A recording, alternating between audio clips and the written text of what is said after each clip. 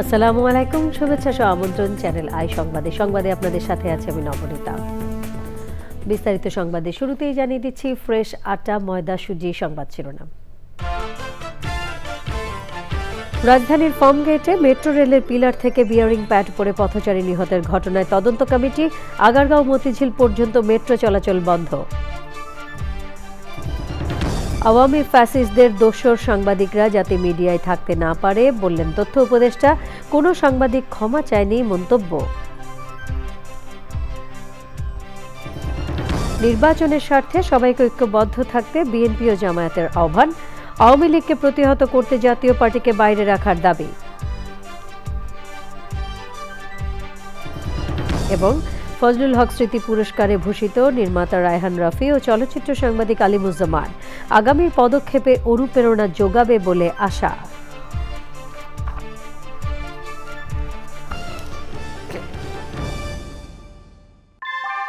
ভূমিকম্প সহনীয় most durable দেশের প্রথম থার্মেক্স রড সালাম স্টিল। সালাম স্টিল বোঝে ডিউরেবিলিটি। সালাম স্টিল, মোস্ট ডিউরেবল স্টিল। সংবাদ শিরোনামগুলো জানাচ্ছিলাম। এখনকার সংবাদ আয়োজন একই সঙ্গে চ্যানেল আইয়ের ইউটিউব চ্যানেল এবং চ্যানেল আইয়ের ওটিটি প্ল্যাটফর্ম আই স্ক্রিনের লাইভ স্ট্রিমিং হচ্ছে। যাচ্ছি পুরো সংবাদে। রাজধানীর ফার্মগেটে মেট্রো রেলের পিলারের একটি বিয়ারিং প্যাড খুলে পড়ে আবুল কালাম নামে এক পথচারী নিহত হয়েছে। আহত হয়েছেন ৩ জন। ঘটনা তদন্তে ৫ সদস্যের কমিটি গঠনের কথা জানিয়েছেন সড়ক পরিবহন ও সেতু উপদেষ্টা ফজল কবির খান। নিহতের পরিবারকে ৫ লাখ টাকা ক্ষতিপূরণ দেওয়া হবে বলে জানিয়েছেন উপদেষ্টা। ওই ঘটনার ২.৫ ঘন্টা পর বিকেল ৩টায় উত্তরা থেকে আগারগাঁও পর্যন্ত মেট্রো রেল সেবা চালু হয়। সন্ধ্যা ৭:১৫টায় মতিঝিল থেকে শাহবাগ পর্যন্ত মেট্রো রেল চলাচল শুরু হয়। শাকের আদনান জানাচ্ছেন। দুপুর 12:30টার দিকে ফার্মগেটে মেট্রো রেলের ৪৩৩ নম্বর পিলারের একটি রাবারের বিয়ারিং প্যাড খুলে আবুল কালাম নামে এক পথচারীর মাথায় আঘাত হানে। এতে ৩৫ বছর বয়সী কালাম ঘটনাস্থলেই নিহত হন। তার গ্রামের বাড়ি শরীয়তপুরে। পুলিশ বলছে খুলে পড়া ওই প্যাডের ওজন প্রায় ৫০ কেজি। আবুল কালাম ওই সময় ফুটপাতের দোকানে চা খাচ্ছিলেন। মেট্রোতে উঠতেছিলাম, হঠাৎ করে একটা আওয়াজ হলো, তারপর এসে দেখি যে অনেক মানুষ জড়ো হয়ে গেছে। এসে দেখি যে এক ভাইয়ের উপরে আপনার মেট্রো রেলে যে রাবার বেয়ারিং রয়েছে ওই ধরনের একটা জিনিস সোনার উপরে পড়েছে। বেয়ারিং প্যাড ওইটা তার মাথায় পড়ে এবং সে স্পট ডেড হয়, সাথে সাথে মারা যায়। ওই ঘটনার পর বন্ধ হয়ে যায় মেট্রো রেল চলাচল। ঘটনাস্থল পরিদর্শনে আসেন ঢাকা ম্যাস ট্রানজিট কোম্পানির ব্যবস্থাপনা পরিচালক প্রকৌশলী ফারুক আহমেদ এবং সড়ক পরিবহন ও সেতু উপদেষ্টা ফজলুল কবির খান। 2 সপ্তাহের মধ্যে কমিটি রিপোর্ট দেবে। 2 সপ্তাহের মধ্যে। এবং এই কমিটি কি দেখবে সেটা হচ্ছে, প্রথম কথা হচ্ছে যে এটা কি ডিজাইন ডিফেক্টের কারণে হয়েছে, যে এটা কি নির্মাণের কাজের ত্রুটির জন্য হয়েছে, নাকি কোনো নাশকতামূলক কিছু হয়েছে, কি কারণে সেটা দেখবে। ডিজাইনের সমস্যা হইতেও পারে, ওটা আমি এখন রুল আউট করতে পারি না, বলতে পারিনি যে না বা এটা ডিজাইনের সমস্যা, তো তারপর কনস্ট্রাক্টেবিলিটিও হইতে পারে। বিকেলে পিলারে প্যাড স্থাপনের কাজ শুরু হয়। এর আগে গত বছরের সেপ্টেম্বরে ফার্মগেটে মেট্রো রেল লাইনের পিলারের একটি বিয়ারিং প্যাড খুলে পড়েছিল। সে সময় প্রায় ১১ ঘন্টা বন্ধ ছিল ট্রেন চলাচল। শাকের আদনান, চ্যানেল আই, ঢাকা। পাকিস্তানের যৌথ বাহিনীর চেয়ারম্যান সিজেসিসি জেনারেল শাহির শামসাদ মির্জা রাষ্ট্রীয় অতিথি ভবন যমুনায় প্রধান উপদেষ্টা অধ্যাপক ডক্টর মোহাম্মদ ইউনূসের সঙ্গে সৌজন্য সাক্ষাৎ করেছেন। সাক্ষাতে তারা বাংলাদেশ ও পাকিস্তানের দ্বিপাক্ষিক সম্পর্ক, বাণিজ্য ও বিনিয়োগের ক্রমবর্ধমান গুরুত্ব এবং প্রতিরক্ষা সহযোগিতা সহ বিভিন্ন বিষয় নিয়ে আলোচনা করেন। দুই দেশের ঐতিহাসিক, সাংস্কৃতিক ও জনগণের পারস্পরিক সম্পর্কের উপর গুরুত্ব আরোপ করে জেনারেল শাহির শামসাদ পাকিস্তানের পক্ষ থেকে বিভিন্ন খাতে সহযোগিতা আরও জোরদারের আগ্রহ প্রকাশ করেন। প্রধান উপদেষ্টা বলেন, ভুয়া খবর ও বিভ্রান্তিকর তথ্য এখন সামাজিক যোগাযোগ মাধ্যমে ছড়িয়ে পড়ছে। এটি বিশৃঙ্খলা সৃষ্টির জন্য ব্যবহার করা হচ্ছে। এই বিপদের বিরুদ্ধে বৈশ্বিকভাবে ঐক্যবদ্ধ প্রচেষ্টা প্রয়োজন। সাক্ষাৎকালে জাতীয় নিরাপত্তা উপদেষ্টা ডক্টর খলিলুর রহমান, সিনিয়র সচিব ও এসডিজি বিষয়ক মুখ্য সমন্বয়ক লামিয়া মোর্শেদ এবং বাংলাদেশে নিযুক্ত পাকিস্তানের হাইকমিশনার ইমরান হায়দার উপস্থিত ছিলেন। তথ্য উপদেষ্টা মাহফুজ আলম বলেছেন, আওয়ামী লীগ ফ্যাসিস্টদের দোসর সাংবাদিকরা এখন যারা বিভিন্ন মিডিয়া হাউসে রয়েছেন তারা যেন থাকতে না পারেন। তিনি বলেন, একটি রাজনৈতিক দল তাদের অতীত কর্মকাণ্ডের জন্য বারবার ক্ষমা চাইছে, কিন্তু কোনো সাংবাদিক কোনো ধরনের ক্ষমা চায়নি। ওবায়দুল রশিদ জানাচ্ছেন। ঢাকা রিপোর্টার্স ইউনিটির মিট দ্য রিপোর্টার্সে প্রধান অতিথি তথ্য ও সম্প্রচার মন্ত্রণালয়ের উপদেষ্টা মাহফুজ আলম। বক্তব্য এবং প্রশ্নোত্তর পর্বে তিনি সাংবাদিকদের জন্য 2 দিনের ছুটির আহ্বান জানিয়ে বলেন, সকল মিডিয়া হাউসের সাংবাদিকদের জন্য নবম গ্রেড থেকে বেতন কাঠামো ঠিক করতে চান তিনি। সাংবাদিকদেরও তো কিছু দায়িত্ব আছে, যে অপসাংবাদিকদের বিরুদ্ধে যাতে তারা সোচ্চার হন এবং তারা যাতে এই যারা অপসাংবাদিকতা করে ফ্যাসিস্টের দোষর ছিল তাদেরকে যাতে এই হাউসগুলোতে যাতে কোনোভাবে তারা না থাকে। একটা রাজনৈতিক দল ক্ষমা চাচ্ছে বারবার, কিন্তু আপনারা এই সাংবাদিকদের থেকে গত 15 বছরে ভূমিকার জন্য একটা ক্ষমা প্রার্থনা আমাকে দেখেন। ওই সময় ভায়োলেন্স আমরা ঠিক করছি যে আমরা ভায়োলেন্স করতে দিব না, কিন্তু খুব বেশি লাভ হইল, বরং যারা ভায়োলেন্স করবে আজকে যদি সুযোগ পায় আজকে আমাদেরকে মেরে ফেলবে, তারা ঘুরে বেড়াচ্ছে সাংবাদিক পরিচয়। রাজনৈতিক দলগুলোর সংঘাত বিষয়ে তথ্য উপদেষ্টা যে বক্তব্য দিয়েছিলেন তার বিশদ ব্যাখ্যা দেন এই অনুষ্ঠানে। আমি বলছি যে বাংলাদেশে যেই ধরনের ক্রাইসিসগুলো ডেভেলপ করতেছে, প্রধান উপদেষ্টা থাকার কারণে, আস্থার কারণে জুলাই সনদ অন্তর্ভুক্ত এটার মধ্যে রাজনৈতিক দলগুলো সংঘাতে জড়াচ্ছেন, কিন্তু যখন উনি চলে যাবেন এই সংঘাত যেই ক্ষেত্রগুলো তৈরি হয়েছে পরবর্তী সরকার এসে এটা আসলে মোকাবেলা করতে পারবে কিনা, এই সংঘাতের সাথে ধর্মীয় যেই চেতনা বা আবেদন এটা যদি যুক্ত হয় তাহলে এটা কোন জায়গায় গিয়ে ঠিক, কারণ এটা মাজার নিয়ে একটা আলোচনা চলতেছে। অনুষ্ঠানে প্রধান উপদেষ্টার প্রেস সচিব শফিকুল আলম, সিনিয়র সহকারী প্রেস সচিব ফয়েজ আহমদ, ঢাকা রিপোর্টার্স ইউনিটির সভাপতি সাধারণ সম্পাদক উপস্থিত ছিলেন। Obaidul Rashid, channel i, Dhaka. নির্বাচন যেন বাধাগ্রস্ত না হয় সেজন্য সব রাজনৈতিক দলকে ঐক্যবদ্ধ থাকার আহ্বান জানিয়েছে বিএনপি ও জামায়াতে ইসলামী। রাজধানীতে গণ অধিকার পরিষদের প্রতিষ্ঠা বার্ষিকীর অনুষ্ঠানে 2 দলের নেতারা বলেছেন, দেশ গঠনের মূল ইস্যুগুলোতে ঐক্যবদ্ধ থাকতে পারলে ফ্যাসিবাদ আর ফিরে আসতে পারবে না। এনসিপি নেতারা আবারও বলেছেন, জুলাই সনদের আইনি ভিত্তির বিকল্প নেই। আর আওয়ামী লীগকে প্রতিহত করতে নির্বাচন থেকে জাতীয় পার্টিকে বাইরে রাখার দাবি জানিয়েছে গণ অধিকার পরিষদ। তাফহিমুল ইসলাম জানাচ্ছেন। 2018 সালে কোটা আন্দোলনের নেতৃত্ব থেকে উঠে আসা রাজনৈতিক দল গণ অধিকার পরিষদের 4th প্রতিষ্ঠাবার্ষিকীর অনুষ্ঠান। শুভেচ্ছা জানান বিভিন্ন রাজনৈতিক দলের শীর্ষ নেতারা। আগামীর বাংলাদেশ বিনির্মাণে সবাইকে ঐক্যবদ্ধ থাকার আহ্বান জানান বক্তারা। সাংঘর্ষিক রাজনীতির পথ পরিহার করে গণতন্ত্রের ধারা অব্যাহত রাখতে অংশগ্রহণমূলক নির্বাচনের আহ্বান জানান তারা। নির্বাচনকে যদি বাধাগ্রস্ত যায় তাহলে কিন্তু গণতন্ত্র প্রতিষ্ঠিত করার কোনো সুযোগ নেই। আমাদের মধ্যে যেটা অমিল থাকবে, আমরা জনগণের কাছে যাব, আমরা জনগণের ম্যান্ডেট নেব, আমরা ম্যান্ডেট নিয়ে সেটা আমরা সমাধান করব। একটি নতুন বাংলাদেশ, একটি মানবিক বাংলাদেশ বিনির্মাণের পথে অনেক বাধা আমাদের আসবে। রাজনৈতিক মত পথের ভিন্নতা থাকা সত্ত্বেও আমরা যেন দেশ গঠনের মেজর ইস্যুতে যেন আমরা জাতীয় ঐক্যমত থাকতে পারি। একটি প্রশ্নে যে বাংলাদেশের স্বাধীনতা, সার্বভৌমত্ব, গণতন্ত্র, এই প্রশ্নে আমরা এক থাকবো। আর দ্বিতীয় প্রশ্ন হচ্ছে ফ্যাসিবাদকে যেন আমরা কোনোভাবে বাংলাদেশে প্রত্যাবর্তন হতে দেব না। জাতীয় পার্টি নির্বাচনের অংশ নিলে আওয়ামী লীগকে নির্বাচনের সুযোগ দেওয়া হবে বলে মনে করেন এনসিপি ও গণ অধিকার পরিষদের নেতারা। নির্বাচন বিলম্বিত হলে রাজনীতিবিদদের জন্য বিপর্যয় নেমে আসবে বলে জানান তারা। নির্বাচন আর বিলম্ব নয়, ফেব্রুয়ারিতে নয়, জানুয়ারিতে নির্বাচন দিন, কারণ নির্বাচন না হলে আমাদের জন্য সংকট অপেক্ষা করছে এবং আমাদের অস্তিত্ব হুমকির মুখে পড়বে। আওয়ামী লীগকে ফ্যাসিবাদী করেছে যে জাতীয় পার্টি, আওয়ামী লীগ এবং জাতীয় পার্টি আগামী নির্বাচনে অংশগ্রহণ করতে পারবে না।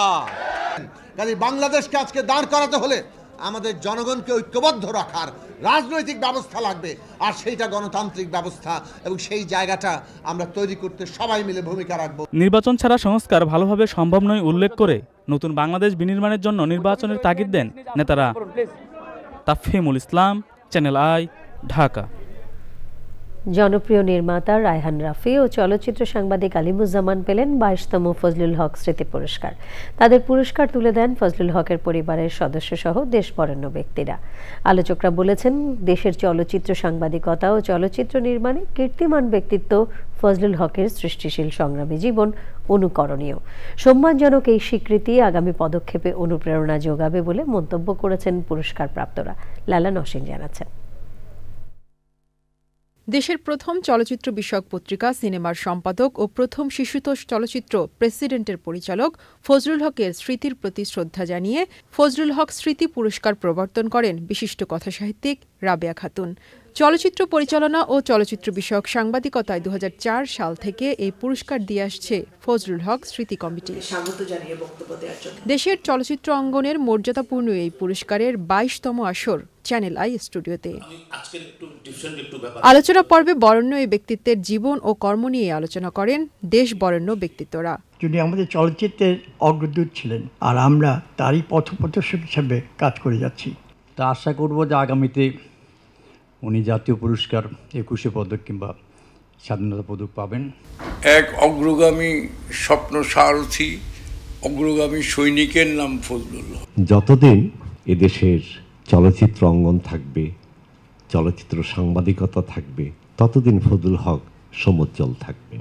সেই সময় তিনি যে চলচ্চিত্র, যে মানুষ, যে গঠন, যে সমস্ত করে দিয়ে গেছেন, সেটা তার জন্য আমরা সবাই তার কাছে কৃতজ্ঞ থাকব। স্বাধীনতা পুরস্কার, ২১শে পদক, এই ধরনের পুরস্কারগুলোতে যেন তাকে অন্তর্ভুক্ত করা হয়। সেই মানুষটির কর্মের ধারাটাকে কিভাবে আসলে আমরা রাখতে পারি আমাদের সঙ্গে।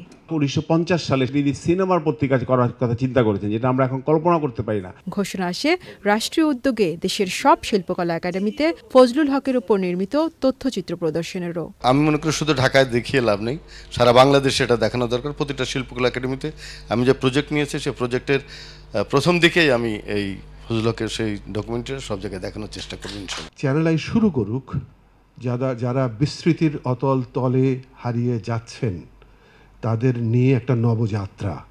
আগামীর মানুষ জানতে পারুক যে উজ্জ্বলতম অধ্যায় আমাদের পিছনে কি ছিল। তিনি ২০ বছরে একটা সিনেমা নামের একটা শব্দের সে স্বপ্ন দেখেছে আর কি। তার মানে এই যে আমরা বলছি অগ্রপথিক, তার মানে আমরা বলছি যে ইতিহাসের একটা বিশেষ ব্যক্তিত্ব। এই জায়গাটা আমি খুঁজে পেয়েছি। এবছর চলচ্চিত্র পরিচালনায় পুরস্কারে ভূষিত হলেন জনপ্রিয় নির্মাতা রায়হান রাফি আর চলচ্চিত্র সাংবাদিকতায় সাংবাদিক আলিমুজ্জামান। যে পুরস্কারটি আমি পেয়েছি সেজন্য আমি নিজেকে ধন্য মনে করছি, গর্বিত মনে করছি। এত অল্প সময়ে এই পুরস্কারটা আসলে এতটুকু যোগ্য কিনা আমি জানি না, আমি কতটুকু ভালো ছবি বানাতে পারি, বাট আমি চেষ্টা করছি ভালো ছবি বানানোর জন্য। সৃষ্টিশীল, কর্মমুখর ও স্মরণীয় এক জীবনের পাশাপাশি পারিবারিক ফজলুল হকের অনন্য জীবনের কথা তুলে ধরেন পরিবারের সদস্য সহ বিশিষ্টজনেরা। মানুষটার মধ্যে এত গুণ ছিল, মানে শুধু কিন্তু প্রফেশনাল লাইফে না, তার কিন্তু ব্যক্তিগত জীবনেও কিন্তু উনি কিন্তু একটা অন্য মানুষ ছিলেন। এই যে ওই অন্য মানুষটাকে আজকে স্মরণ করছি একটি কারণেই, কারণ আমাদের কিন্তু সেটাই দরকার, কে কী অবদান রেখে গেল এই সমাজে আমাদের জন্য এবং আমাদের পরিবারের জন্য, সেটাই মুখ্য এবং সেটাই কিন্তু আমরা স্মৃতিচারণ করি এবং তাকে ধরে রাখি, এবং এই ধরে রাখাটা যেন আমরা ভবিষ্যতে আরও বেশি করি এবং ফজলুল হককে, তার স্মৃতিকে আমরা যেন জাগ্রত রাখি। আমরা বাবা অনেক প্রজেক্টে কাজ করেছেন, জীবনে সফলতা পেয়েছেন বেশি, অসফলও হয়েছেন কিছু জিনিসে, কিন্তু তারপরেও আমার বাবা যা চাইতেন আমার মনে সেসব অনেক কিছু ধরে রাখতে পেরেছেন আমার বড় ভাই ফজলুর সাগর। উনি যা করতে পারেননি, খাবার দাবারটা সাগর ভাই এত বছর ধরে টিকিয়ে রেখেছেন। আমি নিজে রান্নার জগতে গিয়েছি, আমার ভাই আরেকজন আর্কিটেক্ট ছোট ভাই, সে দেশের জন্য এখন কাজ করছে, গরিবদের জন্য কাজ করছে একটা সংস্থার মাধ্যমে। আমার মনে আমাদের এই পরিবারের সবাই মিলে আমার বাবা যেসব স্বপ্ন দেখতেন সেই স্বপ্নগুলো হয়তো সফল করার চেষ্টা করছি। ২০০৪ সাল থেকে এ পর্যন্ত ৪৪ জন চলচ্চিত্র পরিচালক ও সাংবাদিক পেয়েছেন সম্মানজনক এই পুরস্কার। আয়োজনে প্রদর্শন করা হয় শহীদুল হক সাচ্চু পরিচালিত ফজলুল হক স্মরণে নির্মিত প্রামাণ্যচিত্র সম্মুখযাত্রী ফজলুল হক। Laila Nawshin, channel i, Dhaka.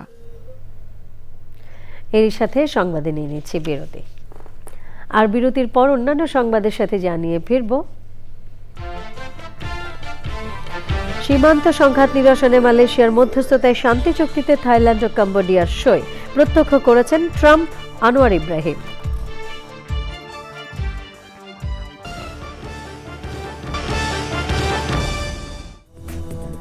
বিরতির পর আবারও আমন্ত্রণ। বিএনপির কেন্দ্রীয় নির্বাহী কমিটির সদস্য অ্যাডভোকেট রুহুল কুদ্দুস তালুকদার দুলু বলেছেন, সত্য ও ন্যায়ের জন্য জনগণের অধিকার প্রতিষ্ঠার সংগ্রামে আলেমদের ভূমিকা ছিল এবং এখনও আছে। রুহুল কুদ্দুস তালুকদার দুলু বলেন, বিএনপির ভারপ্রাপ্ত চেয়ারম্যান তারেক রহমান দেশ পরিচালনার জন্য 31 দফা দিয়েছেন। দুপুরে নাটোর শহরের আলাইপুর উপশহর মাঠে নাটোর সদর ও নলডাঙ্গা উপজেলার ইমাম মুয়াজ্জিম ও ওলামা মাশায়েখদের নিয়ে মতবিনিময় সভায় এসব কথা বলেন তিনি। সভায় আরও বক্তৃতা করেন জেলা বিএনপির আহ্বায়ক রহিম নেওয়াজ, সদস্য সচিব আসাদুজ্জামান আসাদ এবং অন্যরা। মানব সন্তান সৃষ্টিকর্তার শ্রেষ্ঠ সন্তান। সেই সন্তানকে যারা হত্যা করেছে, নির্যাতন করেছে, তাদের আগে বিচার হতে হবে যারা এই গণহত্যার সঙ্গে যুক্ত। আগে টাকা, যে টাকা আপনারা লক্ষ লক্ষ হাজার কোটি টাকা দেশের থেকে বিদেশে পাচার করেছেন, সেই টাকা আগে ফেরত দেন। তারপরে ইলেকশনে আপনারা অংশগ্রহণ করবেন নাকি করবেন না, তারপরে আলোচনা হবে। ষড়যন্ত্র চতুর্দিকে, অদৃশ্য শক্তির সঙ্গে ধান্দাবাজরাও আছে। ধান্দাবাজদেরকে ঠেকাতে হলে একটি গ্রহণযোগ্য, স্বচ্ছ, স্বাভাবিক নির্বাচন দরকার। আমিন জুয়েলার্স আন্তর্জাতিক সংবাদ।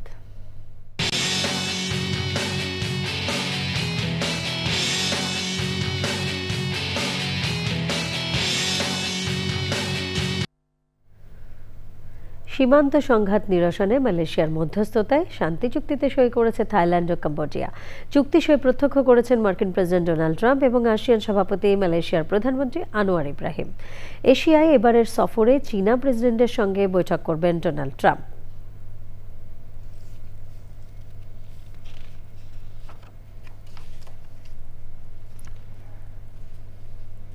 এবারে কৃষি সংবাদ।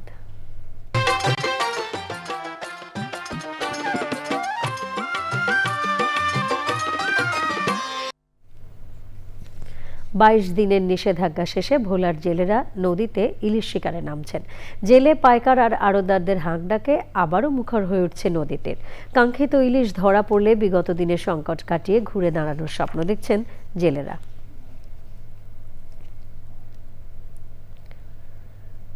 এবারে প্রকৃতি সংবাদ।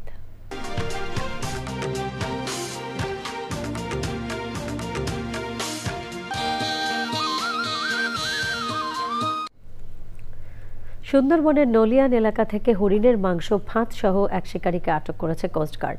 কোস্টগার্ডের মিডিয়া কর্মকর্তা লেফটেন্যান্ট কমান্ডার সিয়ামুল হক জানান, গোপন তথ্যের ভিত্তিতে নলিয়ান এলাকায় অভিযান চালানো হয়।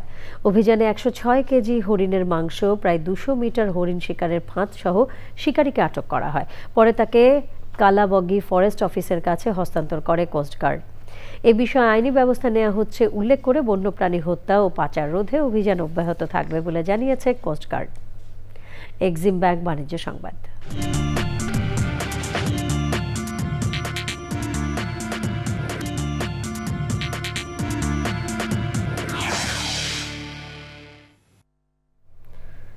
সাবেক মার্কিন প্রেসিডেন্ট রোনাল্ড রিগানকে ব্যবহার করে শুল্ক বিরোধী বিজ্ঞাপনকে কেন্দ্র করে কানাডায় পণ্যের উপর আরও 10% শুল্ক বাড়ানোর ঘোষণা দিয়েছেন মার্কিন প্রেসিডেন্ট ডোনাল্ড ট্রাম্প।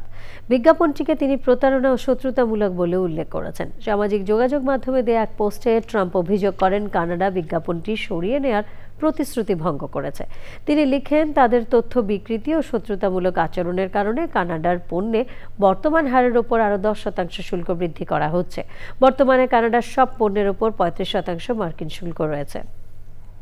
সংবাদে আবারও নিয়ে নিচ্ছে বিরতি, আর বিরতির পর খেলার খবরে থাকছে সোমবার চট্টগ্রামে শুরু বাংলাদেশ ওয়েস্ট ইন্ডিজ টি-20 সিরিজ। ঐতিহাসিক সিআরবিতে দু দলের অধিনায়কের ট্রফি উন্মোচন।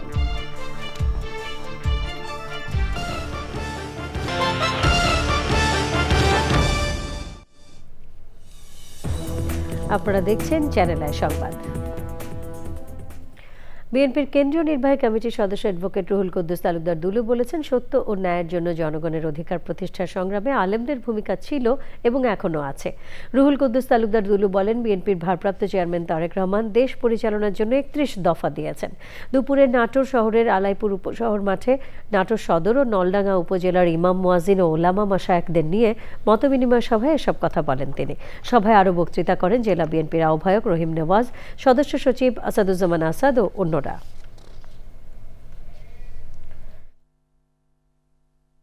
তারেক রহমান সাহেব 31 দফা দিয়েছেন। এই 31 দফার মধ্যে বাংলাদেশের মুসলমান, ইসলাম ধর্ম এবং এই 31 দফা কর্মসূচির মধ্যে আগামী দিনে বাংলাদেশে আপনাদের আমাদের জন্য যে কাজগুলো আছে উনি 31 দফার মধ্যে উনি বিস্তারিত উল্লেখ করেছেন। জলবায়ু সহনশীল ভবিষ্যৎ গঠনে তরুণদের সম্পৃক্ত করতে ব্র্যাক বিশ্ববিদ্যালয়ে উদ্বোধন করা হয়েছে institute of climate change, environment and sustainability ICCES। আন্তর্জাতিক জলবায়ু কর্মদিবস উদযাপন অনুষ্ঠানে বিশ্ববিদ্যালয়ের বাড্ডা ক্যাম্পাসের লেকচার থিয়েটার হলে এই উদ্বোধনী অনুষ্ঠান হয়। অনুষ্ঠানের মূল প্রতিপাদ্য ছিল টেকসই ভবিষ্যতের জন্য তরুণদের সম্পৃক্তকরণ জলবায়ু কার্যক্রমে ICCES। অনুষ্ঠানে প্রধান অতিথি ছিলেন ব্র্যাক বিশ্ববিদ্যালয়ের সাবেক উপাচার্য এমেরিটাস অধ্যাপক ডক্টর আইনুন নিশাত। এছাড়া অনুষ্ঠানে ছিলেন ICCES এর চেয়ারম্যান ইঞ্জিনিয়ার শেখ তাজুল ইসলাম তুহিন সহ অন্যরা। বৈশ্বিক কূটনীতি, যুক্তি নির্ভর আলোচনা ও নেতৃত্ব বিকাশের আদর্শকে এগিয়ে নিতে ঢাকা রেসিডেন্সিয়াল মডেল কলেজে ৪র্থ DRMC model united nations conference অনুষ্ঠিত হয়েছে। সমাপনী অনুষ্ঠানে প্রধান অতিথি ছিলেন কলেজের অধ্যক্ষ brigadier general doctor Mohammad Jaber Hossain. বিশেষ অতিথি ছিলেন ইউনিভার্সাল কলেজ বাংলাদেশের সভাপতি ও প্রভোস্ট হিউ গিল। 3 দিনব্যাপী আয়োজিত কনফারেন্সে জাতিসংঘের আদলে 14টি কমিটির অধিবেশনে দেশের 50টি খ্যাতনামা স্কুল, কলেজ ও বিশ্ববিদ্যালয়ের 450 জন প্রতিনিধি অংশ নেয়।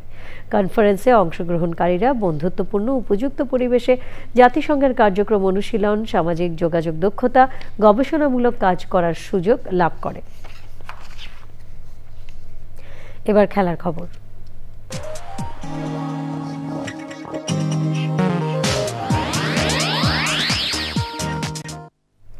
সংবাদের শেষ ভাগে আমরা সবশেষে ফ্রেশ আটা, ময়দা, সুজি সংবাদ শিরোনামগুলো জানিয়ে দিচ্ছি আরও একবার। রাজধানীর ফার্ম গেটে মেট্রো রেলের পিলার থেকে বিয়ারিং প্যাড পড়ে পথচারী নিহতের ঘটনায় তদন্ত কমিটি। আগারগাঁও মতিঝিল পর্যন্ত মেট্রো চলাচল বন্ধ। আওয়ামী ফ্যাসিস্টদের দোষর সাংবাদিকরা যাতে মিডিয়ায় থাকতে না পারে বললেন তথ্য উপদেষ্টা। কোনো সাংবাদিক ক্ষমা চায়নি মন্তব্য। নির্বাচনের স্বার্থে সবাইকে ঐক্যবদ্ধ থাকতে বিএনপি ও জামায়াতের আহ্বান। আওয়ামী লীগকে প্রতিহত করতে জাতীয় পার্টিকে বাইরে রাখার দাবি। এবং ফজলুল হক স্মৃতি পুরস্কারে ভূষিত নির্মাতা রায়হান রাফি ও চলচ্চিত্র সাংবাদিক আলিমুজ্জামান। আগামীর পদক্ষেপে অনুপ্রেরণা যোগাবে বলে আশা।